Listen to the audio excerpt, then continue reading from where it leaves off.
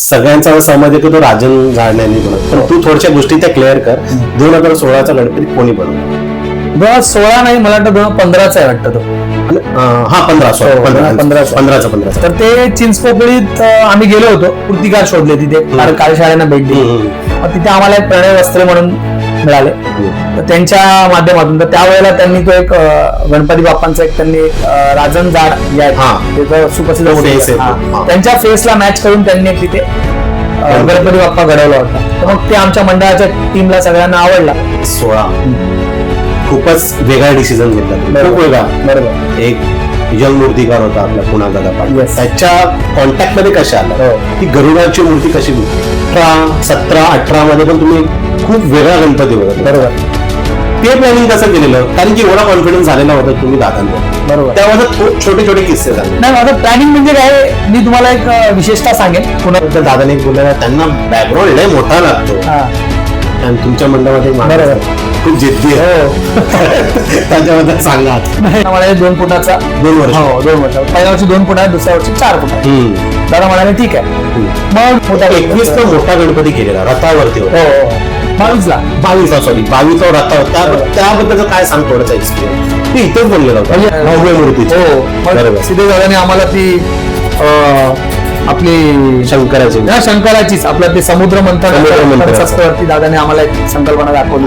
त्यावेळेला आमच्या सोबत संकल्पनेसाठी आम्हाला स्पेशली नितेश म्हणून स्केच, नितेश त्यांच्याकडनं आम्ही स्केच घ्यायचो, लक्ष घालून त्यावर मार्ग काढून आम्हाला विषय सवलत करून देतो. असे विशेष तुम्ही नाव कोणाचं घेऊ शकता? आमचे आमदार साहेब, सन्माननीय आमदार दिलीप मामा लांडे साहेब, त्यांना मामा म्हणून बोलतो. ओके. आमचे स्थानिक नगरसेवक, त्यांचं किती सहकार्य? साहेबांचं. दादा आता मला सांग, जसं राजदीप बद्दल तुझं काय म्हणलं डायमंड वर? विशेष राजदीपचं म्हणायचं झालं तर राजदीपचे आणि आमचे संबंध म्हणजे एक अजून एक क्वेश्चन होता माझं, की अरुण दत्तेने जी मूर्ती बनवली बरोबर महाराजा, हो, आणि तुमचा गणपती, बरोबर, जेव्हा तो गणपती तू पाहिला, हो, काय विचार? ज्या दादाने पण दाखवलं की मी ते मधला पाईप वगैरे सपोर्ट ठेवणार नाही. गणपती मोठा उंच असला, पाठीमागे एक शिडी असते. दादांनी याला आम्हाला विषयाला शिडी नसणार. बरोबर. कारण शिडी नसेल तेव्हा या बॅलन्सिंगची मजा येईल, लोकांना ती त्याचे कळून येईल की हा कशा पद्धतीने करण्यात आला, त्याला सपोर्ट कुठून दिले असतील. बरोबर. नमस्कार, मी मुंबईचा कुणाल. मी आज आलो आहे उपनगरामध्ये. बोलायला गेलं तर जितू दादांकडे आलो आहे. साकीनाक्याचा महाराजा या मंडळामध्ये आलोय. आपण यांच्याशी चर्चा करणार आहोत, पण त्याआधी तुम्ही माझ्या चॅनलवरती नवीन असाल तर माझ्या चॅनलला आधी तुम्ही सबस्क्राईब करा, आणि पुढच्या व्हिडिओसाठी खूप काही गोष्टी येणार आहेत, त्यासाठी स्टे ट्यून राहा. दादा नमस्कार. नमस्कार. जितू दादा कशा आहात? एकदम मस्त, मजेत. एकदम मस्त ना? एकदम मस्त. साकीनाक्याचा महाराजा काय म्हणशील? मुळात माझी ती ओळख झाली आहे. मी साकीनाका महाराजा मंडळाचा पदाधिकारी अध्यक्ष म्हणून माझी निवड पण झाली. तर मला स्वतःला अभिमान आहे साकीनाक्याचा महाराजा. तू कधीपासून निवडला गेला या पदासाठी? तरी पदासाठी तर नुकताच आत्ताच यंदाच निवड झाली माझी अधिकृत. आणि मंडळाशी असं बघायला गेलं तर माझं नातं, माझं बालपणच या मंडळात, माझा जन्म इथला. ओके. तर मंडळाशी खूप जुनं नातं जन्मापासून. ओके. आधी मंडळाचं नाव तरुण मित्र मंडळ, त्याच्याबद्दल थोडंसं सांग. तरुण मित्र मंडळाबद्दल सांगायचं झालं तर आमची अगोदरची जनरेशन म्हणजे आमचे काका, मोठे बंधू, या सगळ्यांना, तर त्यांनी सुरुवात केली होती. एक क्षीरसागर म्हणून होते, रामचंद्र क्षीरसागर, त्यांनी गणेशोत्सवाची आमच्या विभागात सुरुवात केली. आणि त्यावेळी गणेशोत्सव म्हणजे कोकणात, ते कोकणातले होते. त्यांनीच आमच्या लोकांना गणेशोत्सव आपण करू, त्यांनी संकल्पना ठेवली आणि एक छोट्याशा रूपात आपला सार्वजनिक गणेशोत्सवाची सुरुवात केली. लोक एकवटत गेली. मंडळ स्थापन झालं, सुंदररित्या कार्यक्रम करतात. मग नंतर पुढे येऊन आमच्या युवा पिढीने सगळ्यांनी हातभार लावला. आणि सोशल मीडियाच्या माध्यमातून जसं आजकालच्या यंगस्टर्सला सगळ्यांना हवंय, तसं करत करत करत साकीनाक्याचा महाराजापर्यंत पोहोचले. हे जे साकीनाक्याचा महाराज आहे, हे कधी निवडलं गेलं नाव की महाराजा ठेवायचं आपल्याला साकीनाक्याचं? असं बघायला गेलं तर माझा अंदाज आहे की 2000 आमचं 25वं वर्ष होतं. मंडळाचं आज 42वं वर्ष आहे. हम्म. तर 2000 मला अंदाज आहे 85 पासून 2000च्या दरम्यान ओके ओके. हा. आमचं 25वं वर्ष होतं. तर त्यावेळेला म्हणजे राजा म्हणून की बाबा हा राजा आहे, तर राजा तर सगळीकडेच बरोबर प्रत्येक मंडळामध्ये. बरोबर. तर मग त्या उद्दिष्टाने मंडळाने म्हणलं नाही आपण साकीनाकाचा महाराजा म्हणून सुरुवात करायला हवी. ओके. आणि आमच्या मंडळात काही होते सुशिक्षित ज्यांनी हे सुचवलं की बाबा हा आपण असं या नावाने एक सुरुवात करायला हवी. मग त्या पद्धतीने आम्ही ते आत्मसात केलं आणि हळूहळू लोकांपर्यंत पोहोचलं. अच्छा. आणि आज लोकांनी ही एक ओळख निर्माण. साकीनाकाचे महाराज हे रहिवाशी आहेत. या एरिया काय म्हणजे हा इकडचं काय म्हणशील? मुळात हा समिता कॉम्प्लेक्स म्हणून आमचा एक विभाग आहे. ठीक आहे. आणि साकीनाका जवळ असल्यामुळे आम्हाला खूपच जवळ साकीनाका म्हणून साकीनाका. मुळात गणपती बाप्पा बसतात ते आमचं एक समिता कॉम्प्लेक्स एक विभाग. आणि साकीनाका खूपच जवळ आहे आणि साकीनाका थोडस चर्चेत सुद्धा नाव आहे. बरोबर. मग त्या अनुषंगाने साकीनाक्याचा महाराजा म्हणून. रहिवाशी किती असतात ते? मंडळाचे पदाधिकारी आणि रहिवाशी म्हटले तर खूप कमी आहेत. तेच पण आज मंडळाची जी ओळख निर्माण झाली त्यामुळे आज माझ्या मंडळात सदस्यांची किंवा पदाधिकाऱ्यांची संख्या काही कमी नाहीये. म्हणजे आवर्जून माझे मित्र, माझ्या मित्रांचे मित्र, इतर सदस्यांचे मित्र सगळे प्रत्येक आवर्जून स्वतः स्वइच्छेने स्वयंसेवक म्हणून म्हणा, पदाधिकारी म्हणून म्हणा, सदस्य म्हणून म्हणा किंवा सेवेला म्हणून, म्हणजे इतकी मोठी टीम झाली आहे ना की आता म्हणजे ग्रुपमध्ये एखादा मेसेज टाकला तर कोणी आता समजा एखादी मंडळाची एखादी स्टोरी आहे बरोबर, ती पोस्ट झाला इतक्या लोकांनी ठेवलेली असते ना ती स्टोरी स्वतःच्या स्टेटसला विचारू नका. म्हणजे इतकं मोठे परिवार झालेला आहे, कुटुंब खूप मोठं झालेलं आहे. दादा तू जेव्हा कार्यकर्ता होतास आधी पूर्वी तू कुठल्या वेने जायचा, म्हणजे कशा पद्धतीने कार्य करायचं? मुळात कसं आहे की आजही मी कार्यकर्ता म्हणूनच कामं करतो. एक पद बस.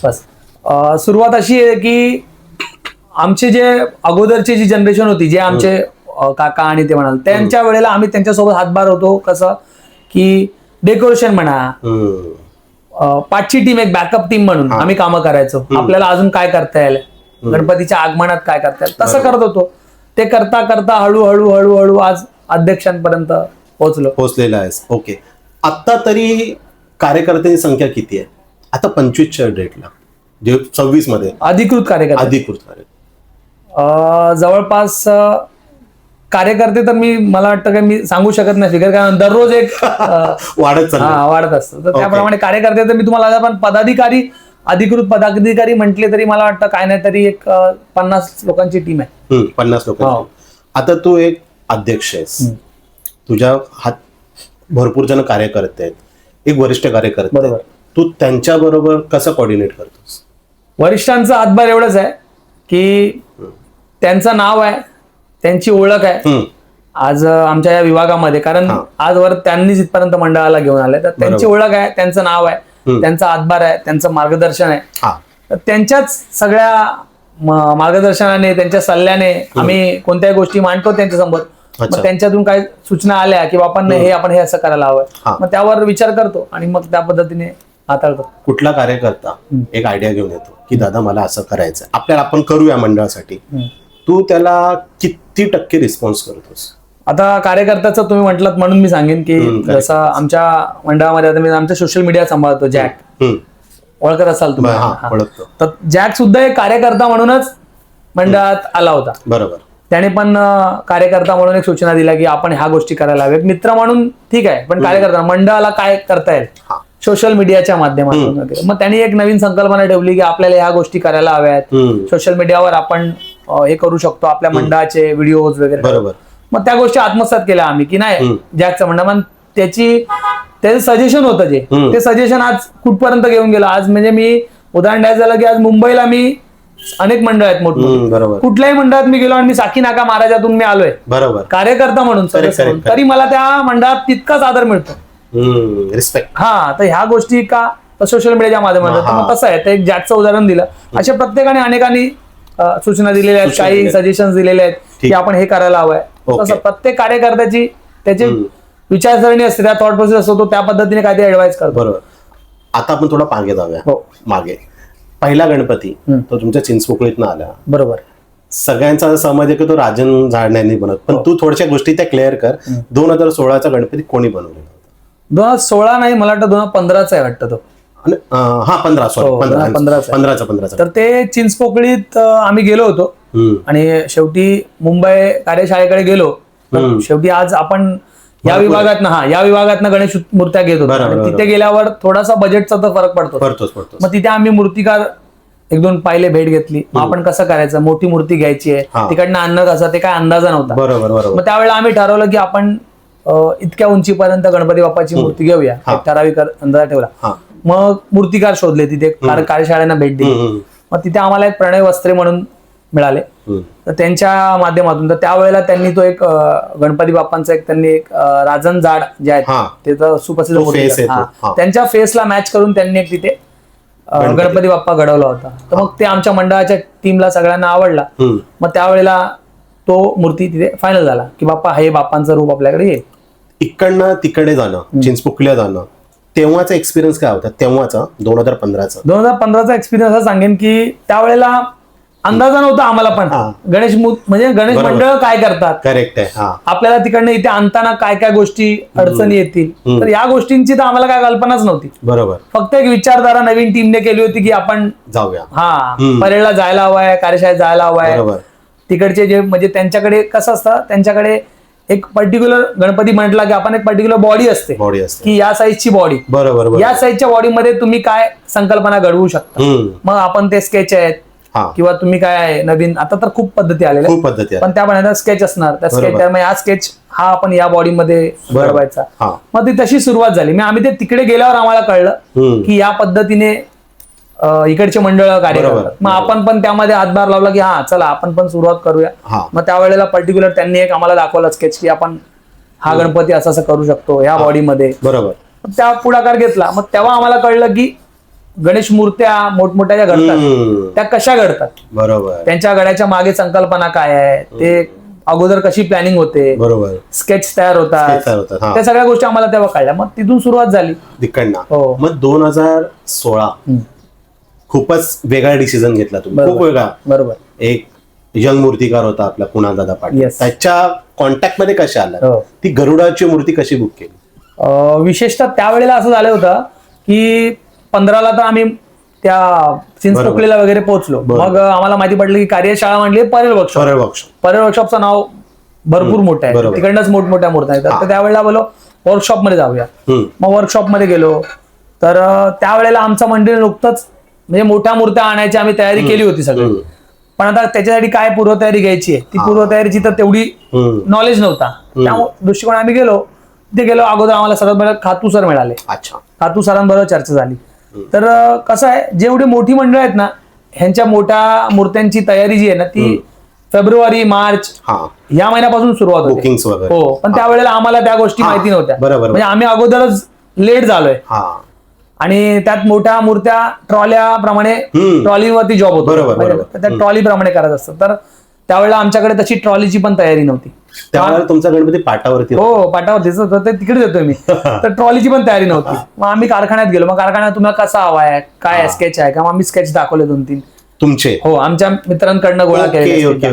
मग त्यांना आमच्याकडे पण स्केच आर्टिस्ट आहेत, त्यांच्याकडनं तुम्ही स्केच बघा. तर तिथे ते लहाने म्हणून आहेत, प्रकाश लहाने, त्यांच्याकडनं 1-2 स्केच पाहिले आम्ही. तर आम्ही म्हणालो, मग खातू सर म्हणाले की तुमच्याकडे वेळ कमी आहे आणि तुमच्याकडे ट्रॉली पण नाही आणि तुमचा हा जॉब पाटावर करायचा आहे, तर इतक्या वेळेत हा पाटावर जॉब होऊ शकत नाही. मग तुम्ही काय करायचंय? तर आमच्या तरुण पिढीची इच्छा आहे की आम्हाला बॅलन्सिंग हवंय गणपती बाप्पा तेव्हा, डबल कॅरेक्टर्स मध्ये वगैरे, डबल टोन मध्ये त्यावेळेला. तर मग आता करायचं काय, कारण मूर्ती करता नाही म्हणतायत. खातू सर म्हणले, खातू सर मोठा नाव, त्यावेळेला कुणाल दादा कदाचित काही लोकांना माहिती असतं की नाही, वसईला वगैरे माहिती होते. पण त्यावेळेला मग आम्ही गेलो.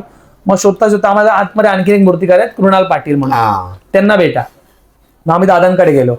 तर सगळ्या मूर्तिकारांनी आम्हाला अगोदर नाहीच सांगितलं होतं की पाटावर वेळ नाहीये, वेळ नाहीये आणि पाटावर करता येणार नाही, असं जॉब बॅलन्सिंग जॉब पाटावर करता येणार नाही, ट्रॉली त्याला कंपल्सरी.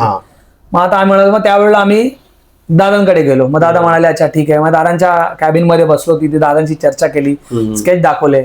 मग त्यावेळेला दादाने आम्हाला हा गरुडावरचा तो गणपती. सजेशन केला की आपण हे करूया. मग ट्रॉली वगैरे, तर आम्हाला जरा आमच्याकडे ट्रॉली नाहीये, तर तुम्ही ट्रॉली कशी करणार. मग दादांनीच आम्हाला आयडिया सांगितली की ह्या पद्धतीने ट्रॉली करायची आहे, ह्या साईजची असेल. दादाने सगळ्या गोष्टी सांगितल्या तेव्हा 100%. दादा मग तुम्हाला आम्ही वेळा चला ट्रॉली पण करूया, पण दादा आम्ही ट्रॉली तुम्हाला ह्या दिवशी देऊ शकतो, म्हणजे आगमनाला जेव्हा आम्ही येऊ बरोबर त्या दिवशी. दादा म्हणाले ठीक आहे. मग पाटावर करणारा इतका मोठा जॉब आणि तशा बॅलन्सिंग स्वरूपाचा गणपती, तर तो एकच असा म्हणजे असं मुलांना पण डेअरिंग बाज म्हणून दादा आम्हाला भेटला त्यावेळेला की मी करून देईन, तुम्ही घेऊन जाल ना. आम्हाला दादा आम्ही घेऊन जाऊ. तुमची होती हो जिद्द होती की आम्ही घेऊन जाऊ दादा, मी करून देईन. करेक्ट आहे. ठीक आहे मग आपण करूया. मग दादा पाठ असा तुम्ही या साईजचा पाठ करायचा, एवढ्या साईजच्या फळ्यांमध्ये पाठ करायचा. दादांचं म्हणजे कॅल्क्युलेशन वरती काम असतं. बरोबर. दादाने सगळं सांगितलं. मग त्या पद्धतीने पाठाला सुरुवात केली. मग पाठ पोहोचवला दादांकडे. मग त्यावेळेला जेव्हा दादाने स्केच दाखवला, स्केच हा नुसता एक रेखाचित्र असतं, बरोबर. त्यात तुम्हाला ती संकल्पना कळते की हा काय होणार आहे, बरोबर. पण ते प्रत्यक्षात जेव्हा घडेल तेव्हाच तुम्हाला ते पोझिशन ते कळेल. त्यावेळेला आम्हाला कळलं ना की हा बाबा एक मानवी रूप गरुड आहे, बरोबर, त्याच्यावर खांद्यावर गणपती बाप्पा बसलेले आहेत बरोबर वगैरे. तर त्यावेळेला ती संकल्पना झालं ठरलं. मग ज्यावेळेला प्रत्यक्षात 2-3 वेळा मी गेलो होतो कार्यशाळेत दरम्यान, आवड म्हणून बघायला काय चाललंय. तर प्रत्यक्षात मी माझा अनुभव सांगतो. मी शेवटपर्यंत म्हणजे मला वाटतं गणपती बाप्पांचा आम्ही आगमनाच्या 5 दिवस अगोदरच्या आधी पण गेलो होतो, तोपर्यंत मला समजलं नाही की दादाने काय बनवलेलं आहे. आणि ते शेवटी पाटावर होतं, बरोबर, जमिनीवर. आणि कार्यशाळेत पण या जॉब जे ट्रॉलीवर होतात ना, त्यांची एक आतुरता असते बाहेरच्या लोकांना बघायची काय बनते. मग त्या दिवशी आम्ही आगमनाच्या दिवशी गेलो. मी म्हणालो यार का आपण घेतला तर दादांकडनं मूर्ती, दादांनी काय केलंय हे. तेव्हा दादांचा रंगकाम बाकी होतं, धोतर वगैरे घालायचं. मग दुसऱ्या दिवशी आगमनाला गेलो ना, तर त्या दिवशी बाहेरच्या लोकांना जे दर्शक आले, जे आपले भक्त आलेत, त्या सगळ्यांना चंदनवाडी, म्हणजे मी असं कोणाचं आहे ना, सगळ्यात चंदनवाडींचं नाव आहे, चंदनवाडीचा कुठला गणपती येणार आहे, मुंबादेवीचा गणराज कुठल्या रूपात, असं त्या सगळ्यांची एक्साइटमेंट होती. पण कुणाला हे माहित नाही की आतमध्ये एक आणखीन एक मंडळ आहे, साकीनाका महाराजा म्हणून. आणि ते पण ट्रॉलीवरचा जॉब आहे, कारण तो पाटावर आहे म्हणून कोणी त्याला फोकस केलं नव्हतं. मग त्यावेळेला पोहोचलो, जेव्हा आमची ट्रॉली आत घेऊन गेलो, मग ते फोकलिफ्ट वगैरे उचलून वगैरे ते त्यावेळेला मी होतो. होता तुम्ही? तर तो त्यावेळेला जेव्हा ते ट्रॉलीवर ठेवलं आणि त्यावेळेला ते रूप पाहिलं ना, त्याला धोतर वगैरे नेसवलं, तर असं वाटलं की दादाने म्हणजे ज्या गोष्टी आम्हाला सुचवल्या होत्या किंवा ज्या गोष्टी नाही सांगितल्या त्याच्यापेक्षा अजून काहीतरी दादाने जीव लावून करून दाखवला आम्हाला. ते इतकं सुंदर झालं, रूप इतकं सुंदर झालं. दादा त्यावेळेला तू एक नोटीस केलं तर गणपतीचा कलर काम लॅव्हेंडर मध्ये होतं. हो, तेव्हा तू ते टोन बघितलं, बरोबर.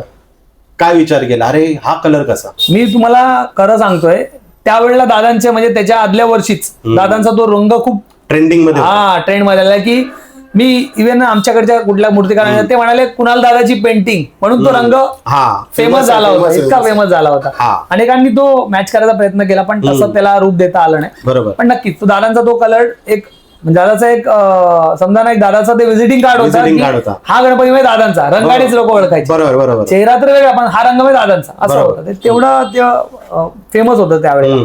मग आम्ही विचार केला ठीक आहे. मग ज्या वेळेला ती पाहिलं ना, तर गरुडावर बसलेली म्हणजे आपला विष्णूचा अवतार.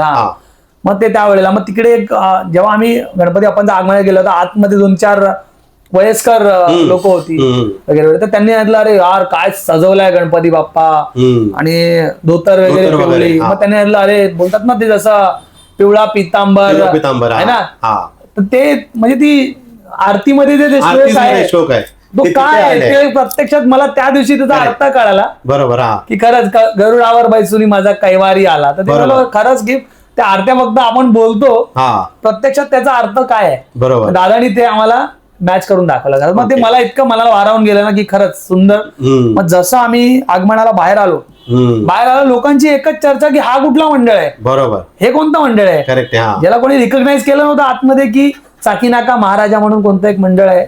आणि त्यांच्याकडे पण असं बॅलन्सिंग इतका मोठा गणपती बाप्पा चाललाय. बाहेर आल्यावर लोक एकदम एक्सायटेड झाले. आम्हाला पण ते अतिशय खूप सुखद क्षण होता की खरंच काहीतरी आज आपल्या पण मंडळाला इतकी लोक, इतके फोटोग्राफर्स वगैरे. बरोबर. मग तिथून ती सुरुवात झाली.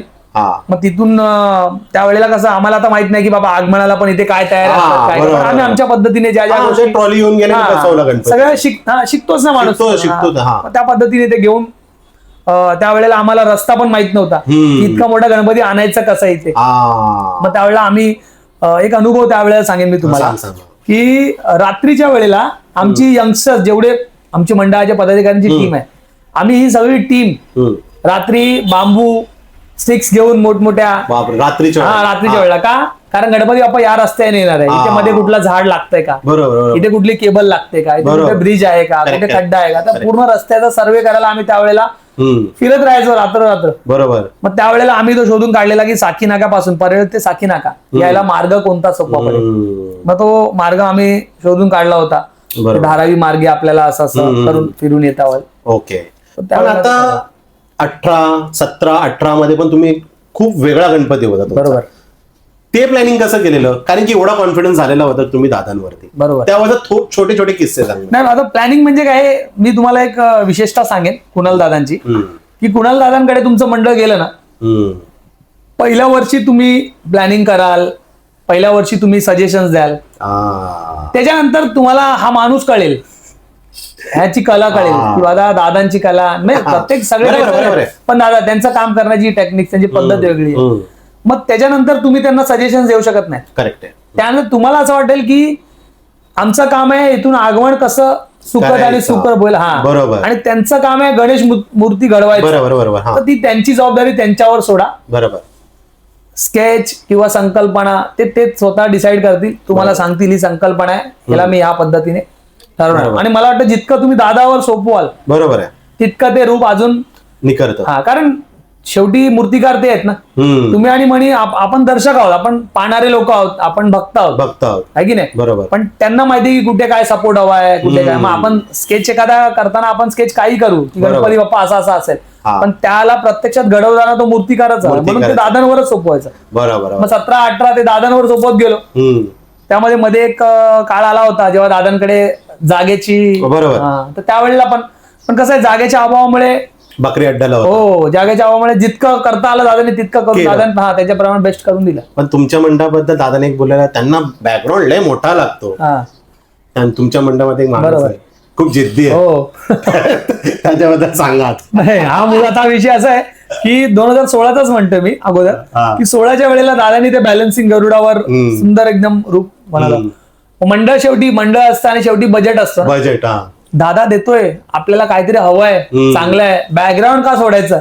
तो नटरंग नटराज गणपती दादा नाही, नटराज नाही, 2016चाच म्हणतोय. 2016 त्याला बॅकग्राऊंड आम्ही जबरदस्ती दादांकडे लावून घेतला. अच्छा. ते आमचे बंधू आहेत योगेंद्र गायकवाड, त्यांचं काय इच्छा असते, दादा देतात तर कशाला आपण करून घेऊन अजून तितकं भव्य रूप दिसेल, ह्यूज दिसेल. त्या ह्यूजच्या प्रमाणे आम्ही प्रबाळाला फोकस करतो. दादा कन्सेप्ट झाला ना, याला प्रबाळ द्या पाठी. दादा माझ्या प्रबाळ नको आहे. नाही दादा आम्हाला प्रबाळ हवी वाटतं धरायचं. मग दादा आम्हाला कुठून तरी एक प्रबाळ ऍडजस्ट करून मस्त त्याला सूट करून सेट करून. 17-18च्या गणपतीला लय मोठी प्रभाव, खूपच मोठी होती. इव्हन ते नटराजाच्या वेळेला ती पण एक राऊंड प्रभाळ होती. आणि ती प्रभाळ म्हणजे इतकी मोठी होती की ती जेव्हा आम्ही आगमन सोहळा होता आमचा, मिरवणूक होती, त्यावेळेला अक्षरशः पूर्ण अर्धा रस्ता हा त्या प्रभाळाने कव्हर केला. खूप मोठी दिलेली प्रभाव तुम्हाला, पण सुंदर होती ती, खूप सुंदर होती. मग नंतर एक कोविडचा टाइम आला. बरोबर.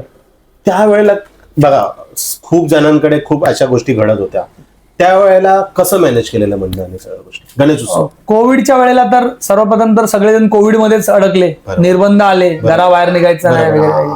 आणि त्यावेळेला गणेश उत्सव तर आपली परंपरा ती जपायची. मग नंतर सरकारने थोडं शिथिल केलं की करू शकता पण मर्यादित करायचं. बरोबर. मग मर्यादित करायचं. आणि आमची कोविडच्या अगोदरची, कारण कोविड येणार होतं हे कुणाला माहित नव्हतं असं. बरोबर. आमची कोविडच्या अगोदरपासून दादांबरोबर एक चर्चा व्हायची की दादा काहीतरी असं घडवायचंय की मुंबईभर महाराष्ट्रभर प्रसिद्ध हो आमचं मंडळ. बरोबर.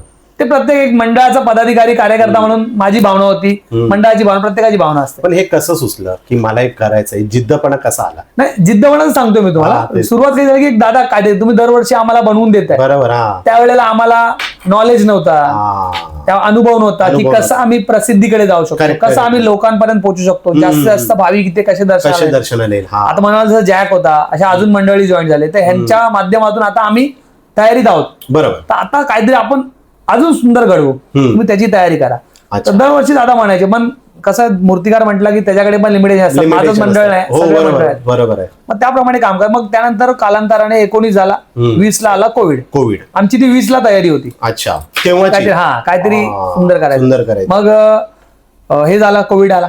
कोविड आल्यामुळे निर्बंध आले. निर्बंध. मग दादा दादा काय करायचं, दादा म्हणाले निर्बंध आपण काय करू शकत नाही. छोट्या मूर्त्या. मग त्यावेळेला दादा म्हणाले 2 फुटाचा. 2 वर्ष. हो, 2 वर्ष. पहिल्या वर्षी 2 फुटाचा, दुसऱ्या वर्षी 4 फुटाचा. दादा म्हणाले ठीक आहे. मग त्याच काळामध्ये कोविडच्या नंतर ते पीओपीची बंदी हा सर्व सुरू झाला. ते निर्बंध आले. मग ते 2 वर्ष तर ते कसे काढले. त्याच्यानंतर उत्सव मोठा परत सुरू झाला. परत. पण त्यावेळेला पीओपीची बंदी. मग पीओपी बंदी असल्यामुळे काही दादांनी निर्णय घेतले नाहीत, बाबा असं आहे. मग त्यावेळेला त्याप्रमाणे आम्ही कोविडच्या काळामध्ये लहान मूर्त्या घेतल्या आणि नंतर मग परत मोठ्या 21 ला मोठा गणपती केलेला रथावरती होता. हो, 22 ला रथावर. त्याबद्दलचं काय सांग थोडासा एक्सपिरियन्स. ते इथेच म्हणलेलं होतं. यस, तिथूनच आमच्या मंडळाने तो वेगळा निर्णय घेतला तेच की आपण आपल्या मंडळात जागेवर मूर्ती करायचा. त्याची विशेषता अशी आहे ना की आम्ही ज्या वेळेला तिकडनं परेड वर्कशॉप ते साकी नाका आगमन सोहळा इथे सगळं तयारी करायचो, कारण एवढं मोठं तर आगमन करता येणार नाही. 18-20 किलोमीटर. बरोबर. आपल्याला तेच 1 किलोमीटर मध्ये आगमन करायचं. तर त्याप्रमाणे तयार करतो. आणि आगमन सोहळा म्हणलं की आज तिकडनं गणपती आणला की इथे आजच आगमन व्हायला हवंय. आणि परेळ ते आपलं 15-16 किलोमीटरचं अंतर ते कमी वेळात गणपती बाप्पांच्या इतक्या भव्य रूपाला घेऊन सांभाळून ते शक्य नव्हतं कमी वेळात. मग त्यावेळेला आम्हाला काही अडचणी यायच्या. दरवर्षी रस्त्याला खड्डे असायचे, कुठे केबल्स असायचे. परत एक विषय सांगितलं ना की इतर मंडळ आहेत, त्या मंडळांच्या लाइटिंग, सिलिंग वगैरे त्यांचे गेट्स आहेत. मग ते आमच्यामुळे तर काय 25 फुटाचे करणार नाही, ते लहानच करणार, 16-17 फूट आहे. मग आम्ही त्यांना भेटून बोलायचो की दादा असं आहे, आमच्या आगमनानंतर करा. मग त्या सगळ्या अडचणी, मग आम्ही त्या सगळ्या मिटवायचा एकच आम्हाला पर्याय होता की आपल्याला गणपती जागी करायचा. तुम्ही त्यावरती स्टडी केली? हो, पूर्ण अनुभव आला ना, इतका वर्ष स्टडी केली, नंतर इथे बनवला गणपती. हो, मग त्या वर्षी दादांना आम्ही विशेष ठेवलं की दादा यावर्षी मंडळात करायचं.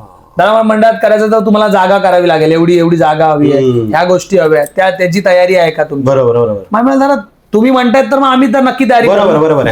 मग दादाने सजेशन केले की एवढी जागा करा, त्या पद्धतीने ते त्याच्या परांचीस वगैरे सगळं बनवून द्या मला. मग त्याप्रमाणे आपण काम.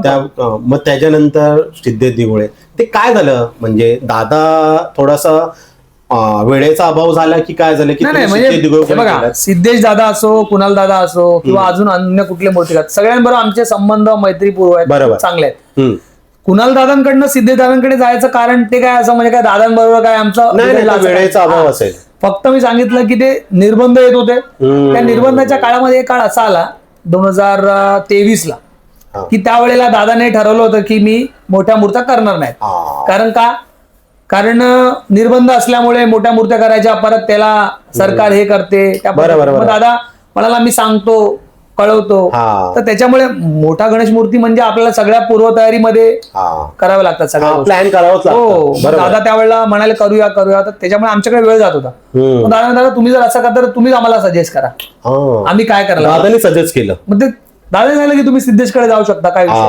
मग आम्ही सिद्धेश दादांना भेटलो. मला सिद्धेश दादांना माहिती होतं की कुणाल दादाचं मंडळ आहे, असं आहे, त्यांना कसं आम्हाला आवड काय आहे, बॅलन्सिंगची आवड आहे, भव्य मूर्ती. हो, मग सिद्धेश दादाने आम्हाला ती आपली शंकराचीच आपलं ते समुद्र मंथनावरती दादाने आम्हाला एक संकल्पना दाखवली. त्यावेळेला आमच्या सोबत संकल्पनेसाठी आम्हाला स्पेशली मितेश म्हणून स्केच मितेश पेवेकर त्यांच्याकडनं आम्ही स्केच घ्यायचो आणि ते स्केच नेऊन दाखवायचं. मग ती संकल्पना आवडली, मग ती संकल्पना धावली. मग दादांनी ती साकारली त्यांच्याप्रमाणे. सिद्धेश दादांचं काम पण खूप सुंदर आहे. पण जसं काही आमच्या गोष्ट मंडळाच्या एक भावनिक नातं जुडलंय दादांबरोबर, त्या पद्धतीने आम्ही दादांना पहिला प्रेफरन्स देतो. बाकी असं काय नाही. सिद्धार्थ दादा पहिल्यापासूनच आहे. हो, कुणाल दादा नक्कीच. बरोबर. पण सिद्धेश दादा बरोबर तुमचा एक्सपिरियन्स कसा होता 2 वर्षाचा? त्यावर एक्सपिरियन्स काय, आजही सिद्धेश दादा इथे कुठल्या मंडळात येतात. सिद्धेश दादा आम्हाला भेटायला येतात, आम्ही त्यांना भेटायला जातो. आम्ही कारखान्यात गेलो ना दादांना भेटायला, तर आम्ही सिद्धेशांच्या त्यांच्या म्हणजे त्यांच्या ऑफिसला किंवा त्यांचं जिकडे काम चालतं तिथे पण आम्ही 1-1 तास घालवतो. म्हणजे आजही संबंध आमचे खूप चांगले आहेत. आणि अनुभव इतकं सांगेन की सिद्धेश दादांमध्ये पण म्हणजे अतिशय खूप सुंदर काम करण्याची पद्धत आहे त्यांची. बरोबर. हा. फरक इतका होतो की सिद्धेश दादा म्हणजे खातूनच्या नंतर खातूनचा वारसा घेऊन चालणार सिद्धेश दादांना असं लोक त्यांच्या नजरेने पाहतात. हो, तर त्यांची ते काम करण्याची पद्धत पण तशीच आहे. बरोबर. मग त्यांच्याकडे कामाची म्हणजे हेवी लोड असतो गणेश मूर्त्यांच्या काळामध्ये. हो, मग त्यावेळेला जास्त लोड असल्यामुळे सिद्धेदादा काम तर नक्की करतात, पण लोड असल्यामुळे तुमच्या मूर्तीला ते प्रत्यक्षात तितका वेळ देणार नाहीत. बरोबर. करणार काम चांगलं आहे की नाही. मग त्यावेळेला आम्हाला त्या गोष्टी अनुभवायला आल्या की मग आपण म्हणालो ठीक आहे आपण दादांकडे होतो दादांकडे. बाकी सिद्धेदादांच्या कामाला नो डाऊट. बरोबर. त्यांच्या मंडळ भरपूर आहे. हो, मंडळ भरपूर आहे. मंडळ भरपूर आहे. अनेक मंडळ म्हणजे अनेक मंडळ. हो. ओके. पण असा एक काही किस्सा आहे का की खूप सुंदर होता सिद्धेदादा बरोबरचा? असे अनेक किस्से आहेत. म्हणजे असे अनेक किस्से आहेत. म्हणजे मी मूर्तीला घेऊन म्हणणार नाही, पण अशा पण इतर वेळेला ऍज अ मित्र म्हणून असे अनेक किस्से आहेत. जसं आमच्या मंडळाचा पदाधिकारी आहे विक्रम निर्मळ म्हणून. अच्छा. तर त्याचं कसं आहे की सिद्धेदादांचा त्याचे खूप म्हणजे खूप एकदम जॉली मैत्री आहे. खूपच चांगला बॉन्ड आहे. एकदम म्हणजे एकदम मस्ती, काही मस्करीमध्ये काय करायचं. तर एक दिवशी कारखान्यामध्ये आमचा तो मित्र गेला. तिथे गेल्यावर तो मुद्दा म्हणून त्याने सिद्धेदादांसमोरच की अरे यार इधर कुणाल पाटील का कारखाना किधर आहे. सिद्धेदादा सिद्धेदादा माहिती हा कसा आहे, हा मस्ती करतो आणि इतर लोकांना माहित नाही की हा कोण आहे. बरोबर. ते म्हणाले कुणाल दादा का काय इधर सिद्धेश दादा बैठे. अरे सिद्धेश का जाने दे रे. म्हणजे सिद्धेश समोर असं बोलतो आणि सिद्धेशला माहिती हा मस्करी करतो. सिद्धेश जाने दे कुणाल दादा का किधर आहे कारखाना. आणि इतर लोकांना राग यायला लागला की हा कोण आहे. कुणालचा एक असतात ना मूर्तिकार फेवरेट असतं की माझा कुणाल दादा फेवरेट आहे. सिद्धेदादा समर्थक आहेत ते म्हणायला लागले की अरे हा कोण आहे जो सिद्धेदादा समोर येऊन कुणाल दादाबद्दल. त्यांना माहित नाही की जीवलग मित्र आहे. मग सिद्धेदादा मला अनुभव सांगत होता. बोलतो जेव्हा हे सगळं विषय झाला ना सगळे माझे मित्र माझे सगळे सहकारी रागवले की हा कोण आहे हा असं येऊन. अरे बाबा तो माझा मित्र आहे तो मस्करी करतो. अनेक किस्से आहेत दादांबरोबर. पण आता 2025 एक बिग ब्लास्ट झाला. बरोबर. तर माझ्याच पॉडकास्ट मध्ये झाला. एक टॅगलाईन दिली दादाने महाराष्ट्रातली महागडी मूर्ती. तू मंडळा पण विचारू शकतो. आता तूच सांग दादा तुला काय सांगायचं त्याच्यावर. नाही महागडी मूर्तीच्या अगोदर उपनगरातली उंच मूर्ती सॉरी हे सुरुवात झालं. उंच मूर्ती. त्याच्याबद्दल कसं झालं की आता लोक म्हणतात की काय तुम्ही तुम्ही आता व्हिडिओ करता तर तुम्हाला खाली कमेंट्स वगैरे काय तुम्ही उंच मूर्ती वगैरे करता. तर आम्ही काय कोणत्या स्पर्धेमध्ये उतरलेलो नाही. बरोबर. उंच मूर्ती करायची म्हणून आम्ही आणि कुणाची स्पर्धा केली पण नाही की आम्हाला उंच मूर्ती करायची. आम्ही विचार केला बाबा चला आपल्याला जसे इतर मंडळ करतात आपण पण करू. उंच किती करता येईल आपल्या पद्धतीने. असं काय आम्हाला काय कॉम्पिटिशन करायचं असं काय नाही. बरोबर. लोकांना आवडत गेली. उपनगरामध्ये एवढी मोठी मूर्ती कुठे बसत नाही तुमच्या इथेच विराजमान असते गणपती बाप्पा म्हणून लोक म्हणायला लागले अरे उपनगरात सगळ्यात उंच आहे. मग ती आमच्या मंडळाने पण आत्मसात केली उपनगरातली सर्वात उंच मूर्ती. मग तिथून ती सुरुवात झाली. अच्छा दादा मला एक गोष्ट सांग. उपनगर साकीनाका आणि इकडनं तुम्ही जातात पवई. हो. हा विचार कसा केला की एवढं उंच मूर्ती करायची आपण? नाही विशेषतः मी त्याच्यावर येईनच. कसं आहे आमच्या गणपतीचा गणेश उत्सवाचा आणि गणपती विसर्जन हा स्थापनेपासून म्हणजे पवईलाच आहे की नाही. तर तो जो मार्ग आहे तो मार्ग आमचा खूप अनुभवाचा आहे. आमच्या नजरे खालून गेलेला आहे की नाही. तर या मार्गामध्ये कुठे काय अडी अडचणी येतील करेक्ट त्याचा आम्हाला खूप चांगला अनुभव होता. त्याच्यामुळे आम्ही त्या उंच मूर्तीकडे गेलो. अन्यथा आम्ही गेलोच नसतो. आम्हाला अनुभव होता की या मार्गावरती आपल्याला कुठे झाडं लागणार नाहीत. बरोबर. कुठे काय केबल्स नाही आहेत. रस्ता चांगला मोकळा आणि रुंद पण आहे. आपल्याला एका बाजूने आपला मिरवणूक सोहळा जो असेल विसर्जन तो सुंदर रीतीने जाता येईल. काय अडी अडचणी येणार नाहीत. त्या मार्गाने म्हणून तो मार्ग निवडला. अच्छा. अन्यथा असं काय नाही. आणि विशेषतः विसर्जनाच्या बद्दल मी सांगेन की विशेषतः म्हणजे तिथे जेव्हा आपण पवईला जातो तर आमच्या मंडळांना विशेषतः तिथे प्राधान्य दिलं जात. त्याच्यामुळे आम्ही तो मार्ग निवडला आणि उंच मूर्ती वगैरे नाहीतर त्या गोष्टीकडे गेलोच नसतं. आता प्रशासनाने तुमची मूर्ती बघून असं कधी विचार नाही अरे खूप उंच आहे आपण कसं करू. क्रॅन्स तर असतात. बरोबर. खूप उंच आहे. मग तेव्हा तुला एक प्रश्न पडला असेल आता यांना आम्ही काय उत्तर करू. बरोबर. ते काय सांगशील थोडं. नाही प्रशासनाचं कसं आहे मी प्रशासनात तुम्ही बोललात म्हणून बोलेन की प्रशासन विशेषतः त्यांचा आभारच आहे की मोठ्या मूर्त्यांसाठी तिथे विशेष सोय त्यांनी उपलब्ध केली असते. आणि विसर्जनासाठी स्पेशल टीम पण असते मोठ्या मूर्त्यांसाठी, त्याला स्पेशल तयारी केलेली असते. तो मोठा क्रेन असतो. आणि पवईला तुम्ही विसर्जन पाहिलं असेल, पाहिलंय आणि सोशल मीडियावर पण आमचं आहे. विसर्जन इतकं सुंदर रूपात होतं की व्यवस्थित होतं एकदम, म्हणजे कुठेही असं कोणी विल्हेवाट होणार किंवा अवहेला होणार असा कोणताही शब्द कोणी वापरणार नाही. इतकं सुंदर विसर्जन, विशेषतः त्या प्रशासन खूप. आणि तुम्ही म्हणताय उंच मूर्ती, त्यावर अनेक वेळा झालंच आहे की तुम्ही इतका उंच करता वगैरे, हो इतका उंच करतात, पण त्याचं विसर्जन सुखरूप होत आहे, सगळ्या गोष्टी म्हणून प्रशासन पण आम्हाला सहकार्य करत आहे. तुमच्या ते राजकारण सगळे सदस्य आहेत त्यांच्याबद्दल काय होते, जे वरिष्ठ आहेत राजकारणाचं म्हटलं तर स्थानिक पातळीवर जितके राजकारणात आहेत सगळ्यांचं आम्हाला खूप चांगलं समर्थन आहे. म्हणजे मंडळाने एखादा शब्द ठेवला की या गोष्टी, या रस्त्याला आमच्या मिरवणुकीला हा अडचण येते, हा अडथळा आहे, तर त्याच्यावर तातडीने लक्ष घालून त्यावर मार्ग काढून आम्हाला विशेष सवलत करून देतात. असे विशेष तुम्ही नाव कोणाचं घेऊ शकता? आमचे आमदार साहेब, सन्माननीय आमदार दिलीप मामा लांडे साहेब, त्यांना मामा म्हणून बोलतो. ओके. आमचे स्थानिक नगरसेवक, त्यांचं किती सहकार्य आहे मंडळाला? साहेबांचं सहकार्य प्रत्येक वेळी, प्रत्येक गोष्टीला. म्हणजे आम्ही फक्त शब्द ठेवायचा की साहेब ह्या गोष्टी आपल्याला अडचणी येतात, त्याच्यावर साहेब मार्ग करून देणार. म्हणजे विशेषतः माझ्या मंडळात विभागात पण आमच्या मंडळात जास्त प्राधान्य देतात, ते नक्कीच आहे. जेव्हा साहेबांना समजलं की तुम्ही उंच मूर्ती करता, साहेबांचं रिॲक्शन काय होतं? की जसं आमची तुमची सगळी असेल की कसं विसर्जन कसं करणार, आणणार कसं, नेणार कसं, असं. पण जेव्हा पहिल्या वेळेला सुखद आणि सगळं सुखरूप झालं तेव्हापासून मग साहेब म्हणाले नाही हे मंडळ जे करू शकतं, बरोबर, आणि सगळ्या गोष्टी तयारीने करतात तर मग ते करू शकतात. मग त्यांचा विश्वास बसला. अच्छा. म्हणजे तुम्ही विशेषतः मी सांगेन, आमच्या आगमन सोहळ्याला आलात ना, साहेब आगमन सोहळ्याला पोहोचल्यानंतर साहेब स्वतःच्या नजरेत उभं राहून 3 तास 4 तास त्या मिरवणुकीमध्ये सहभागी असतात. म्हणजे 3-4 तास ते सोडून जात नाहीत कुठेही त्या मिरवणुकीला. म्हणजे विचार करा, इतकं ते प्राधान्य देतात. मग अजून काय हवं आम्हाला? भरपूर चांगलीच गोष्ट, खूपच सुंदर, म्हणजे चांगलं सहकार्य. चांगलं. दादा आता मला सांग, जसं राजदीप बद्दल तुझं काय म्हणणं आहे? डायमंड वर्क करतो, विशेष राजदीपचं म्हणायचं झालं तर राजदीपचे आणि आमचे संबंध, म्हणजे राजदीपला आज लोक राजदीप म्हणून ओळखतात किंवा त्याचं जे आर्ट आहे, त्याची कला आहे, त्या पद्धतीने राजदीप हा आमच्या मंडळात खूप अगोदरपासून, खूप जुनापासून जोडला गेलेला आहे. पण त्यावेळेला राजदीप अशी डायमंड वर्क्स खूप एका काळापासून करतो. ज्यावेळेला साकीनाका महाराजा म्हणून लोक आमच्या मंडळाला ओळखत नव्हते, तेव्हापासून राजदीप आमच्या मंडळाशी जोडला गेला. आणि राजदीप आणि माझे संबंध कसे, विशेष विश्व हिंदू परिषद, बजरंग दल, त्यामध्ये राजदीप पण आहे आणि आम्ही पण त्या सोबत कार्य करतो. तर त्या संघटनमध्ये एक मैत्रीचा असं विचार, तर त्या पद्धतीने राजदीप आणि आमची जुनी ओळख. अच्छा. पण राजदीप हा डायमंड वर्क ज्या पद्धतीने करतोय आजकाल, जो ट्रेंड मध्ये, बरोबर, ज्या पद्धतीने आता केलं होतं पाठच्या वेळेला, काय म्हणते त्याबद्दल?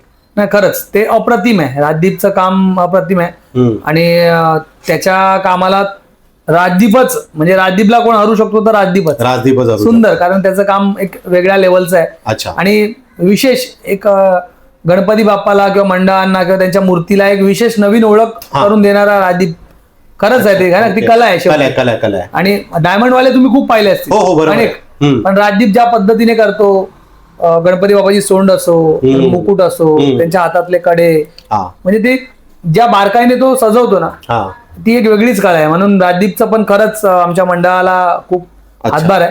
ओके. गणपती बाप्पांना लोकांपर्यंत पोहोचवण्यामध्ये. आता 2025 मध्ये ही गणपती होता, हा डिसिजन कसा घेण्यात आला की ह्याला आपण डायमंड वर्क करूया? मुळात जेव्हा असे स्पेशल दादांचे जेव्हा गणपती असतात तेव्हा दादाने अगोदरच ठरवलं असतं की ह्याला काय गोष्टी करायच्या, काय नाही करायच्या.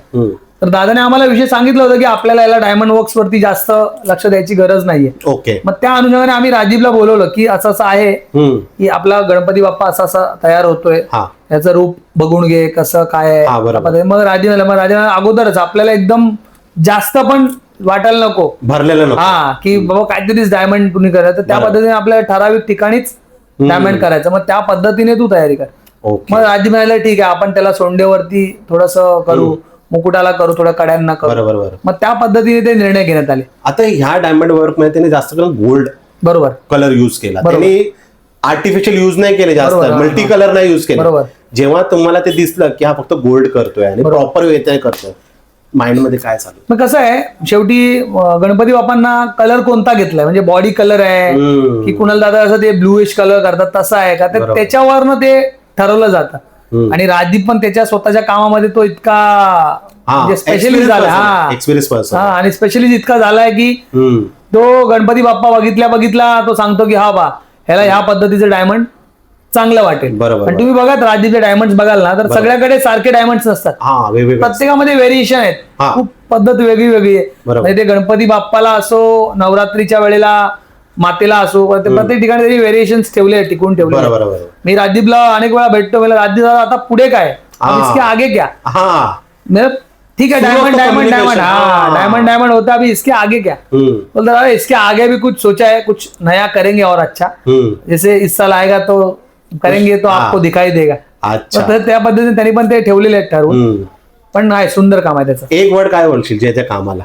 अप्रतिम. अप्रतिम.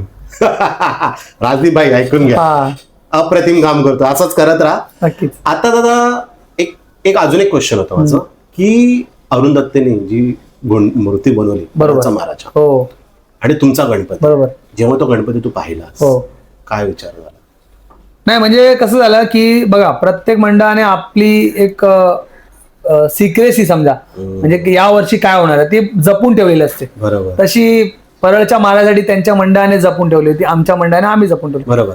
कुणाला माहित नसतं की आम्ही काय करणार आहेत, ते काय करणार आहेत असं. आणि ज्या वेळेला प्रत्यक्षात मला वाटतं त्यांचं आगमन आमच्या पूर्वी होतं. बरोबर. जेव्हा ते आगमन सोहळा पार पडला तेव्हा लोकांना पण दिसून आलं की ते काहीतरी परळच्या महाराजाने, आणि जेव्हा तो बॅलन्सिंग पाहिला तेव्हा मी विचार केला की बाबा खरंच काहीतरी बॅलन्सिंगच्या नेक्स्ट लेवलला घेऊन गेले. बरोबर. त्यांनी, आहे की नाही, तो विचार केला. आणि यावेळेला म्हणजे मूर्तिकारांच्या, म्हणजे बरोबर, असं तर सगळे देवच आहेत, बोलायला शब्द चुकीचा नको विचार करा, कॉम्पिटिशन म्हणून, पण ते टफ आहे खूप. पण ते झालं. त्यावेळेला जेव्हा आम्ही विचार केला आता काय होणार, एवढं त्यांनी पण बॅलन्सिंग केले. बरोबर बरोबर. आम्हाला माहित नव्हतं दादानी काय प्लॅनिंग केलं, पण ज्या दादानी पण दाखवलं की मी ते मधला पाईप वगैरे सपोर्ट ठेवणार नाही. गणपती मोठा उंच असला, पाठीमागे एक शिडी असते, दादांनी याला आम्हाला विषय याला शिडी नसणार. बरोबर. कारण शिडी नसेल तेव्हा या बॅलन्सिंगची मजा येईल, लोकांना ती त्याचे कळून येईल की बाबा हा कशा पद्धतीने करण्यात आला, याला सपोर्ट कुठून दिले असतील. बरोबर. त्यावेळेला तो चर्चित होईल.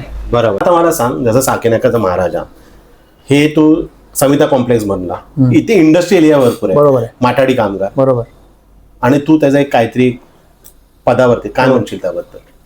त्याबद्दल म्हणजे मीच नाही, आमच्या मंडळाची निम्मी टीम तरी म्हणजे माथाडी कामगारांचीच आहे. आणि विशेषतः मंडळाची सुरुवात पण माथाडी कामगारांनीच केली आहे मिळून. तर आहेत सगळे माथाडी कामगार आमच्या निम्मे सगळे सहकार्याला आहेत, त्यांच्याच पुढाकाराने गणपती बाप्पा आणि गणपती बाप्पाच्या आशीर्वादाने आमचं पण काम सुरळीत चाललंय. ओके. आधी तुम्ही गणपती उचलून ठेवायचा मंडपावर, बरोबर, त्याच्याबद्दल थोडंसं सांग. ते उचलून ठेवायचं असं आहे की त्यावेळेला आमच्याकडे जागेची थोडीसा अभाव होता, की ट्रॉली आम्ही पूर्ण मंडपात नेऊ शकायचो नाही. त्यावेळेला आम्हाला ती परिस्थिती नव्हती तशी की मंडळाची सिच्युएशन की तिथे आम्ही हे करू शकू, ट्रॉली ठेवू शकू. मग त्यावेळेला आम्हाला आमचा माथाडीचा एक्सपिरियन्स काम यायचं. हो, एक्सपिरियन्स म्हणजे पावर पण ते काम यायचं की त्यावेळेला, कारण गणेश मूर्ती शेवटी मूर्ती आहे ती गणपती बाप्पांचीच आहे, पण एखादा वस्तू एवढी बॅलन्सिंग वस्तू ती एखाद्या ठिकाणी उचलून दुसऱ्या ठिकाणी त्याला ठेवायचं आहे, शिफ्ट करायचं. तर त्यावेळेला ती आम्हाला ती यंत्रणा जी आमची टेक्निक्स आहेत ती आम्हाला युज व्हायची, म्हणून आम्ही त्या गोष्टीचा रिस्क घ्यायचो. आणि मूर्ती ट्रॉलीवरनं उचलून आम्ही आमच्या गणेश मंडळामध्ये परत स्थापित करायचो आणि परत विसर्जनाची ती उचलून परत ट्रॉलीवर ठेवायचं. तर त्यावेळेला आम्ही ते अगोदर करून पाहिलं खूप वर्ष. मग नंतर कसं व्हायला लागलं की जेव्हा गणपती बाप्पा उंच असतो तर त्याला बॅलन्सचा खूप विचार करावा लागतो. ते करणं असं अवघड नाही, असं करू शकतो, पण रिस्क का घ्यायचा, म्हणून आपण म्हणालो की आपण ट्रॉलीला आपण तिथे जर करण्याची जागाच करू शकलो तर आपला दरवेळेचा हा चिंता निघून जाईल. मग त्याप्रमाणे आम्ही विचार केला आणि त्याप्रमाणे मंडळाची जागा व्यवस्थित करून घेतली. मग तिकडे आता डायरेक्ट ट्रॉली उभी राहू शकते. अगोदर ती परिस्थिती नव्हती म्हणून आम्ही ती गणपती बाप्पा उचलून तिथे ठेवायचं. आता साकीनाकाचा महाराजावाला इंडस्ट्रियल एरिया भरपूर आहे, एक फायनान्स बरोबर तू कसं हँडल करतोस? फायनान्सची बाबतीत आता इंडस्ट्रियल एरिया आहे तर त्याचा पॉझिटिव्ह पॉईंट पण आहे ते म्हणून विचारलं. पॉझिटिव्ह पॉईंट, निगेटिव्ह पॉईंट आहे पण पॉझिटिव्ह पॉईंट पण आहे. पॉझिटिव्ह पॉईंट आहे की इंडस्ट्रियल असल्यामुळे देणगीदार पण आहेत, आहे की नाही. बरोबर. आणि मुळात आम्ही माथाडी कामगारात असल्यामुळे आमचे संबंध अनेकांशी सलोख्याचे खूप जुने आहेत. बरोबर. तर तिकडनं आम्हाला त्यांच्यापर्यंत पोहोचण्यात किंवा थोडी देणगी जास्त घेण्यात किंवा थोडा आम्हाला हातभार लागतो. बरोबर. हा, जास्त देणगी मिळण्यामध्ये वगैरे आम्हाला बरोबर. हातभार लागतो. तर ते रिलेशन्स तिथे कामाला येतात. ओके. मग त्या पद्धतीने ते आहेत. आणि मग आमच्या मंडळाची टीम आहे, सभासद वर्गणी आहे. अच्छा, ती पण आहे. हो, ती पण ओके. आहे. हा. म्हणजे प्रत्येक मंडळ असतेच तशी ती पण आहे. हा, ती पण आहे. पण आणखीन काय आहेत आमच्या माथाडी कामगारांच्या वतीने तसा हातभार लागतो. ओके. मग त्या पद्धतीने फायनान्सला काय अजून गणपती बाप्पाच्या कृपेने तर आजपर्यंत काय प्रॉपर त्रास आहे, झाला नाही. व्यवस्थित आहे. कुणाल दादाने मला एक गोष्ट सांगितलेली पॉडकास्ट मध्ये, तू ऐकलीच असशील. हा. फक्त मला ते गोष्टी क्लिअर कर. साकीनाकाचा महाराजा हा एक्स्ट्रा पैसे देऊन जातो. दादांचा तो विषय आहे, बरोबर. त्याबद्दल सांग. तुम्ही मुळात हा विषय मला बोलायला नकोय, दादांनी सांगितलं म्हणून मी ते तू क्लिअर कर ना. त्यांनी मला दादाने सांगितलं, तू विचारू शकतो. हो, नक्कीच. तर तो एक्स्ट्रा पैसे देतो ते कारण असं आहे की दरवेळेला आम्ही एक संकल्पना ठरवतो की दादा हे असं आहे, असं होणार. आणि त्यानंतर ते एक्स्ट्रा पैसे कसे राहायचे त्याचं तुम्हाला सांगतो की जेव्हा आपण एखादा गणपती बुक करतो त्यावेळेला आपल्याला काहीतरी ऍडव्हान्स पेमेंट दादांकडे आम्ही पोहोचवतो. मग ते ऍडव्हान्स पेमेंट पोहोचवतो. ते ऍडव्हान्स पेमेंट पोहोचवल्यानंतर दादांकडे ते पोहोचल्यानंतर दादांनी कामाला सुरुवात केली सगळ्या गोष्टीला. त्याच्यानंतर आम्ही म्हणतो की दादा आपण गणपती बाप्पा खर्च शेवटी मंडळ आहे, खर्च दाखवा लागतात, मूर्ती कितीचा आहे काय. दादा आम्हाला बिल मिळेल की नाही तुमच्याकडनं. दादा म्हणायचं देईन ना बिल, पण बिल दिलं मी तर तितके पैसे माझ्या अकाउंटला आले पाहिजेत. मग आता आम्ही अगोदर ऍडव्हान्स जर तुम्हाला कॅश मध्ये दिली आहे काही थोडीफार अमाऊंट, आहे की नाही. मग आता काय होतं दादा ते बिल मध्ये मग ते पैसे आम्ही ट्रान्सफर केले, बिल अमाऊंट, आहे की नाही. आणि मग नंतर जे उरलेले पैसे आहेत जे कॅश आम्ही दिले ऍडव्हान्स ते तसेच राहतात शिल्लक. मग ते परत घ्यायचे म्हणजे दादा हे पुढच्या वर्षीसाठी ऍडव्हान्स. क्लिअर झाला. पुढच्या वर्षीसाठी ऍडव्हान्स असं करत करत दरवर्षी ते पुढाकार. म्हणून दादा म्हणजे दरवर्षी यांचे पैसे माझ्याकडे असतात. आणि तुम्ही एक वेळा असं मंडळ त्यांनी सांगितले पूर्ण पेमेंट क्लिअर असतो. हो, बरोबर. म्हणजे त्या बाबतीत म्हणजे दादांचंच नाही म्हणेन मी, म्हणजे माझ्या मंडळाचं विशेषतः ते वैशिष्ट्य आहे सांगेन मी की आजपर्यंत म्हणजे समजा तुम्ही आपल्या इन्स्ट्रुमेंटसाठी बँजोवाले असतील किंवा अजून कोणी डेकोरेशनसाठी आम्हाला हातभार लावायचे, कुणाचाही एखाद्याची अशी तुम्हाला म्हणजे कंप्लेंट मिळणार नाही की आतापर्यंत म्हणजे इतक्या वर्षात आज 42 वर्ष झाले 42 वर्ष की बाबा आमचे या 2 रुपयामध्ये ठरलं होतं, या अमाऊंट मध्ये ठरलं होतं आणि त्याच्यानंतर आमचे एवढे पैसे थक वगैरे असं कधीच नाही. बघा काम आहे, कामाच्या पद्धतीत दरवेळेला बदल होतो काय होतो, पण कधी कुणाच्या ठरलेल्या त्या रकमेला आम्ही कधी हे तडाजाऊ दिली नाही. शब्द पडलाय तर ते पूर्ण करायचं. बरोबर. मग त्याच्यामुळे तो एक संबंध म्हणलाय. आज आमच्याकडे डेकोरेटर्स म्हणा किंवा मंडपवाले म्हणा किंवा काय ते आज वर्षानुवर्ष काय त्यांचे आमचे संबंध तसे आहेत. बरोबर. जुने की पैशाच्या शेवटी संबंध बिघडतात ते व्यवहारावरच बिघडतात. मग ते कधी तसं झालं नाही. जे आमच्या ठरलेल्या गोष्टी आहेत त्या रीतसर पूर्ण झाल्या म्हणून आज त्यांचे संबंध आहेत. म्हणजे आमच्या मंडपवाल्यांना आम्ही न सांगता ते त्यांच्या गणेश उत्सवाच्या वेळेला येतात. बरोबर. त्यांच्या कामाची सुरुवात करतात, शुभारंभ करतात.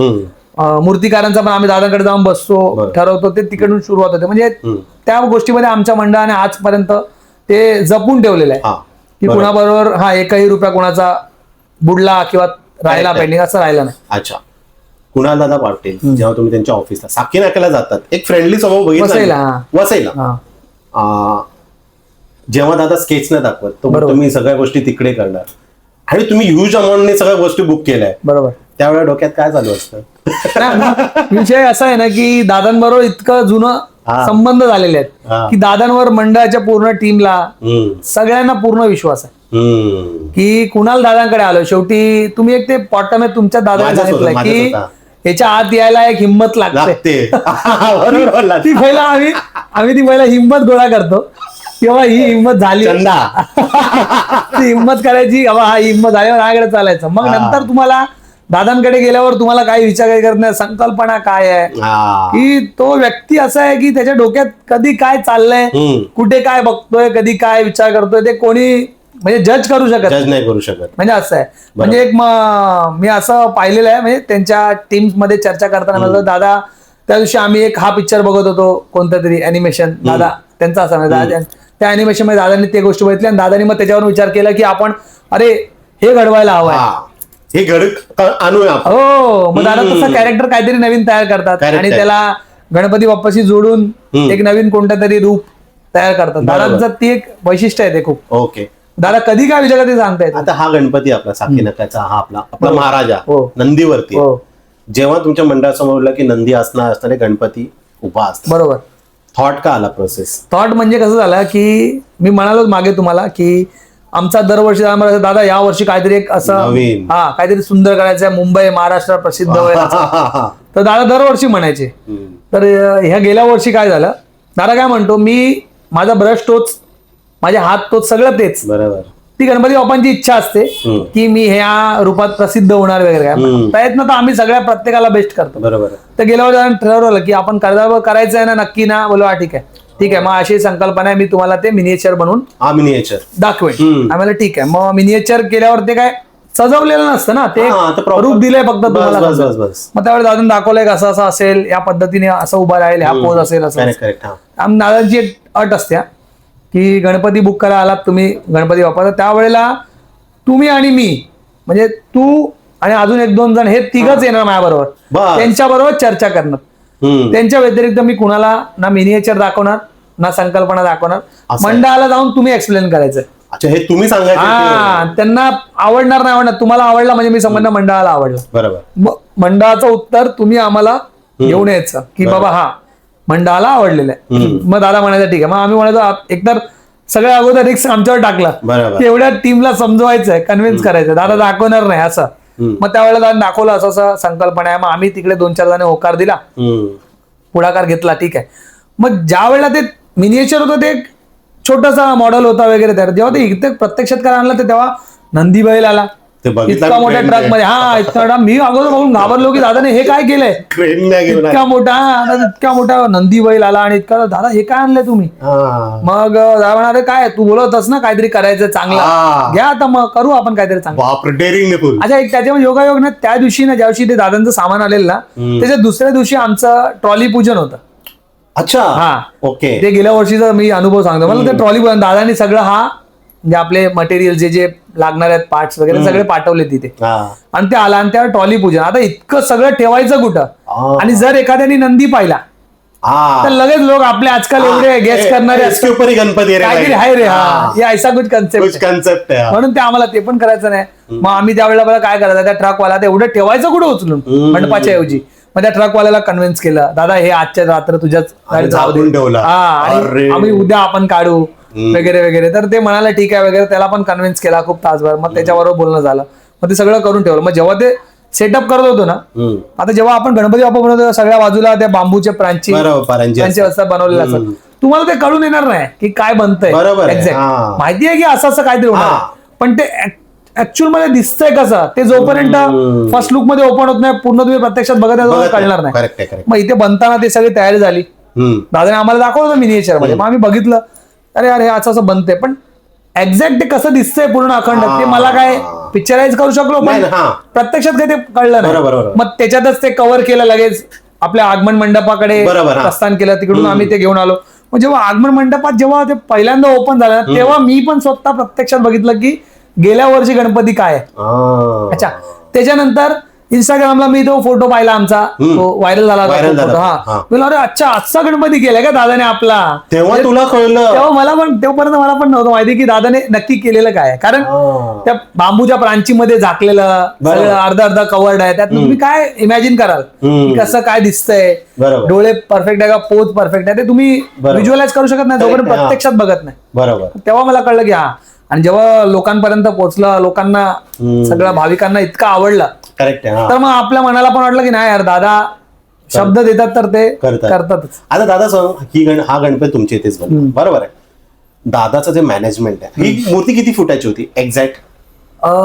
मला असं वाटतं ते त्रिशूळ वगैरे घेऊन ना 36 की 38 फुटाच्या अंदाज होती. आणि दादा ज्या काम करतो, एक रिस्क फॅक्टर पण असतो. बरोबर. तो ज्या पद्धतीने हेल्मेट्स, रोपवे बरोबर यूज करतो, बरोबर, जेव्हा तू ते पाहिलं दादाचं काम, बरोबर, मंडळामध्ये काय चर्चा सुरू? मी आता 2022 ला दादा इथे सुरुवात केली. 2022 ला दादांची जी प्रत्यक्षात नाही जे हे बनवताना हा ती पाहिलीच होती आम्ही की दादांची प्रिपरेशन खूप चांगली असते. हा. ह्याच्यावर मी तुम्हाला एक विशेष किस्सा सांगेन. जेव्हा आम्ही दादांकडे जातो ना गणपती बुक करायला, बरोबर. त्यावेळेला मंडळात प्रत्येक एक दोन असतात ना ऍडवायझर्स, बरोबर. हा दादा हे असं कसं करणार आहे, ह्याला काय करणार आहे. मग त्यावेळेला दादाचं एकच सिंपल उत्तर असतं, मूर्तिकार मी आहे, बरोबर. ते माझं काम आहे, हा, बरोबर आहे. तुम्ही तुमचं डोकं लावू नका की हे Correct. कुठून करणार आहे काय, ते मी माझ्याप्रमाणे करेन. पुढे काय. गेल्या वेळेला अक्षरशः एक विशेष गोष्ट आहे की जेव्हा आपला मूर्ती उभा होत होता, एक मध्ये एक सपोर्टला एक आपला रॉड असतो मोठा, आहे की नाही. तो रॉड जेव्हा दादाने नाहीसा केला, बघा तुम्ही ते कटच केलाय, तो जेव्हा रॉड जेव्हा आम्ही स्वतः घाबरलो होतो की दादा हे तुम्ही काय करताय, की दादा म्हणाला नाही आपण त्याची तयारी केलेली आहे सगळं. आता दादा त्यांच्याप्रमाणे पहिलाच विचार करा कुठून काय सपोर्ट.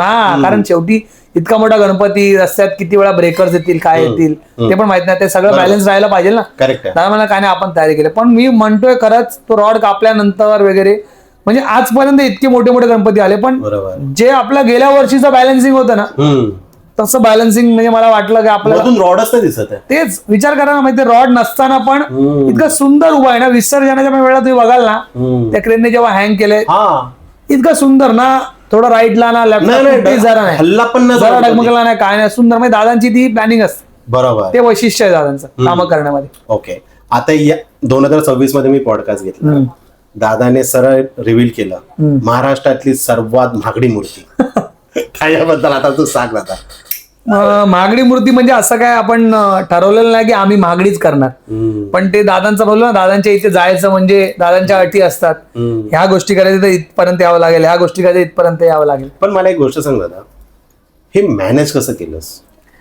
मॅनेज म्हणजे एवढा पैसा एका मूर्तीमध्ये, बरोबर आहे. कसं असतं, जी तू मूर्ती घेतली आहेस दुसऱ्या मंडळाला ते 2 वर्षामध्ये तेवढे पैसे लागणार, बरोबर आहे, आणि तू एका वर्षामध्ये तेवढा इन्व्हेस्ट करतोय मूर्ती, बरोबर.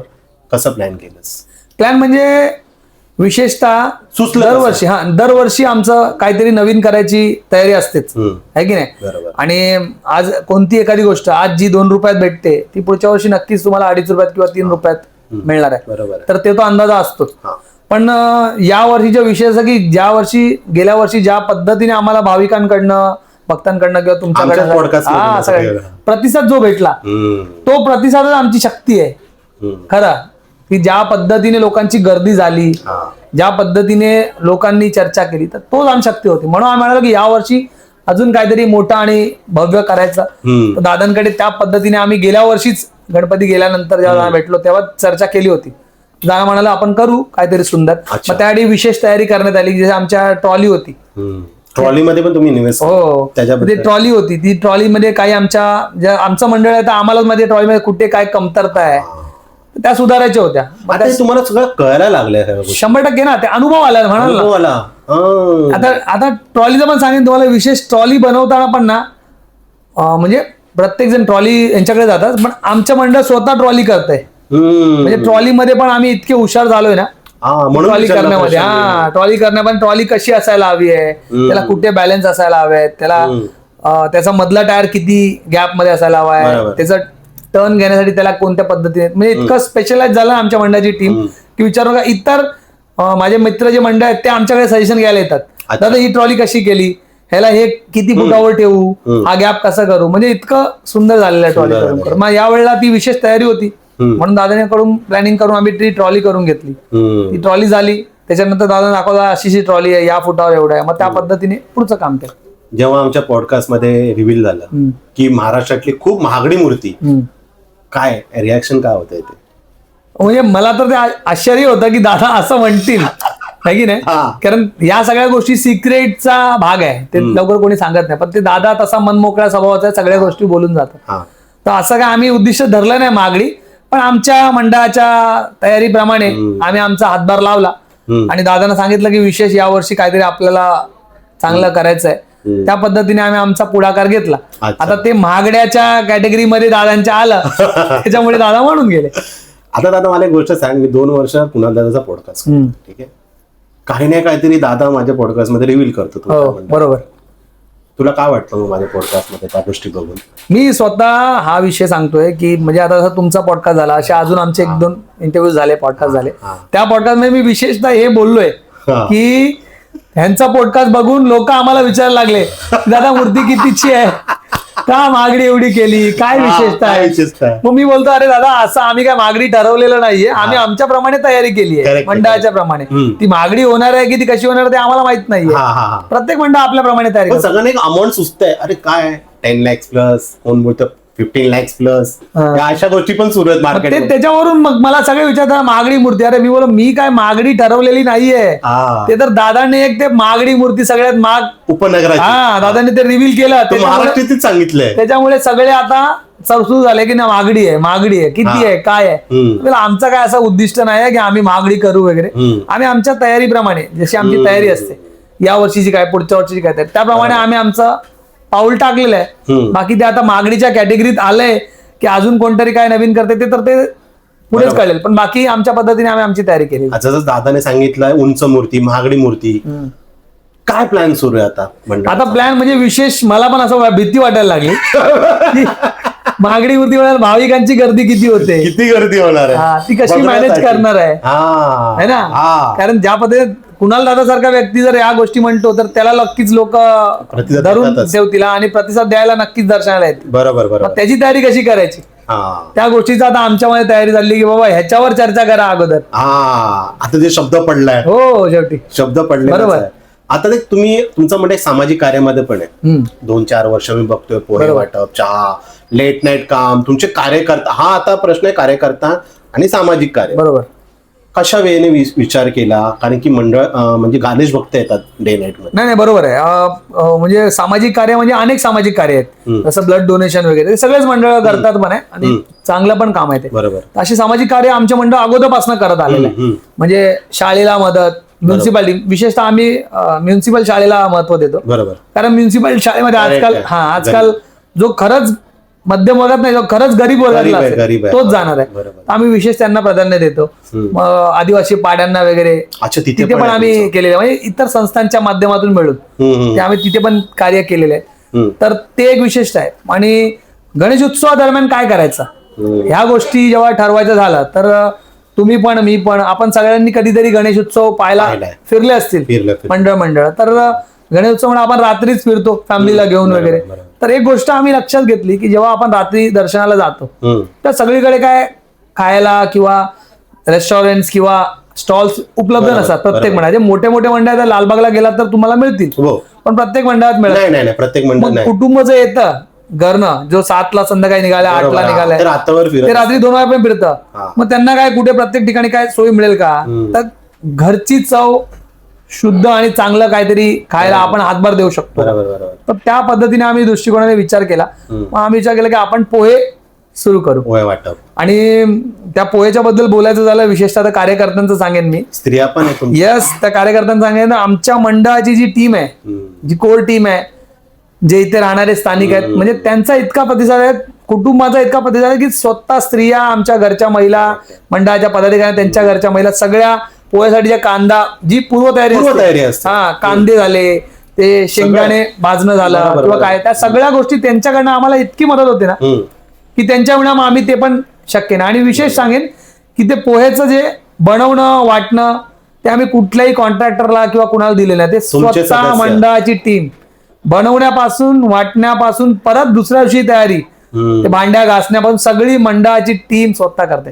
तर त्याचं खरंच मला म्हणजे खूप कौतुक आहे. जितकं तुम्ही काम करतायत रात्रभर, म्हणतो ना, घरची कामं आटपून तिकडे येऊन तुम्ही 4 तास, 5 तास, 3 तास मंडळाला देणं खूप मोठं आहे. असे कार्यकर्ते भेटले म्हणून आमचं मंडळ आज देव पावतोय. खरंच खरंच खरंच. तर त्यांचा विशेष आभार आहे. साकीनाकाच्या महाराबद्दल काय म्हणशील? पावन, त्याबद्दल काय म्हणशील? पावन म्हणजे आता मी तुम्हाला अनुभव सांगेन. अनुभव असा आहे की आजपर्यंत मी अनेक गोष्टी पाहिल्यात. तर अनेक अनुभव आहेत.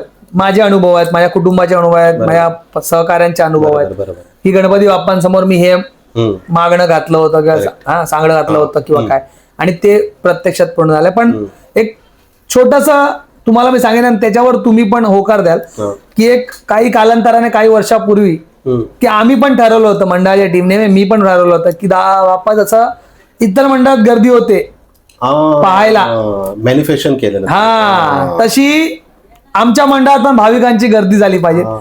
प्रत्येक भाविक इथे आवर्जून यायला हवाय, तुमचं रूप पाहायला म्हणा, मंडळाला भेट द्यायला. तर ती इच्छा आमची सगळ्यांची आहे. आम्ही त्यासाठी प्रयत्न करतो आणि तुम्ही आम्हाला आशीर्वाद द्या. अच्छा. आणि आज ते प्रत्यक्षात झालेलं आहे हे तुम्ही आम्ही सगळ्यांनी प्रत्येक मला तर ह्याच्यापेक्षा मोठं काय अजून काय? सांगितलं, तेच पावन आहे, त्यांची शक्ती आहे. आम्ही आमची मागणी केली होती आणि गणपती बाप्पाने ते प्रत्यक्षात आपल्याला बघायला भेटते, आपण अनुभवतोय, आपण त्यात हातभार लावतोय, तर ते खूप मोठं भाग्य लाभलं. 2026 गणेशोत्सव आता येणार आहे, तुमची पूर्वतयारी पण सुरू झाली. आगमनासाठी तू गणेश भक्तांना काय सांगतो? आगमनासाठी सर्व गणेश भक्तांना एवढीच विनंती की सर्वप्रथम 2026ला आमच्या आगमन मार्गात, म्हणजे ह्याला आगमन म्हणता नाही येणार, ह्याला प्रथम दर्शन म्हणता येईल. करेक्ट. कारण आगमन थोडा बदल केलाय. आपण जिथे साकीनाका महाराजांची 10 दिवस 11 दिवस 12 दिवस सेवा करतो, बरोबर, त्याच प्रत्यक्ष मंडपातून आपल्या सोहळ्याला, मिरवणुकीला सुरुवात होणार. बरोबर. तर येणाऱ्या 29 ऑगस्टला शनिवारी दुपारी 1 वाजता सर्व भाविकांना माझी विनंती आहे, गणेश भक्तांना विनंती, तुम्ही जशा मोठ्या संख्येने येता तशाच मोठ्या ताकदीने संख्येने या. गणपती बाप्पांचं पहिलं जे यंदाचं नयन रम्य रूप आहे, ओके, भव्य पण म्हणेनच मी तितकंच, ते रिव्हील नाही होणार आहे. कुणाल दादांच्या मार्फत, महाराष्ट्राचे सुप्रसिद्ध मूर्तिकार कुणाल दादा पाटील यांच्या मार्फत साकारण्यात येते.